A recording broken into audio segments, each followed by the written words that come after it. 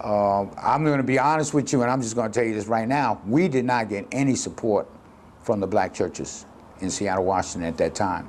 And that's because we actually wanted to set up some free breakfast programs in the churches. And that's just something that kind of mystified me.